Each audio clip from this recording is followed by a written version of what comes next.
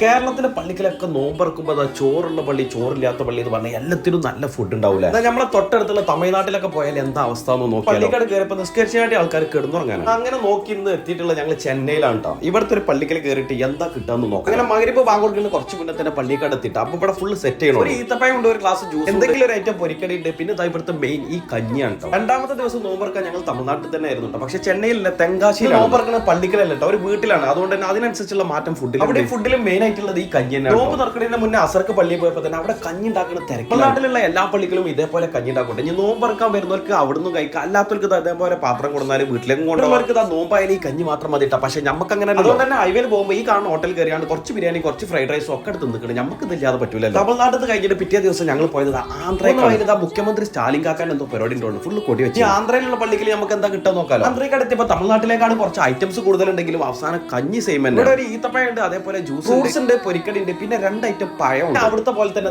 നല്ല കഞ്ഞി. കഞ്ഞി എല്ലായിടത്തും ഉണ്ടാവുള്ള കാരണം ക്ഷീണത്തിനൊക്കെ ബെസ്റ്റ് ആണ്. തമിഴ്നാട്ടിലും ആന്ധ്രയിലൊക്കെ ഈ കഞ്ഞി ഉണ്ടെങ്കിൽ നമ്മളെ കേരളത്തിൽ ഇത് കുറവാണ് തോന്നുന്നത്. പക്ഷെ തെക്കൻ ജില്ലയിലൊക്കെ ഇത് ഈ കഞ്ഞി തന്നെ ചിക്കനും മട്ടനും ബീഫൊക്കെ ഇട്ട് ഡെവലപ്ഡ് വെർഷൻ വേറെ തന്നെ ഉണ്ട്. എന്തായാലും സംഗതി കുടിക്കാൻ അടിപൊളിയാണ് കേട്ടോ. നല്ല ഔഷധ ഗുണങ്ങളുള്ള കഞ്ഞിയാണ്. ഇവിടുന്നൊക്കെ നോമ്പറന്നോളെ നമ്മളെ നാട്ടിൽ നിന്ന് കഞ്ഞി കുടിച്ചോലുണ്ടെങ്കിൽ അഭിപ്രായം പറയട്ടെ. അപ്പൊ ഓക്കെ.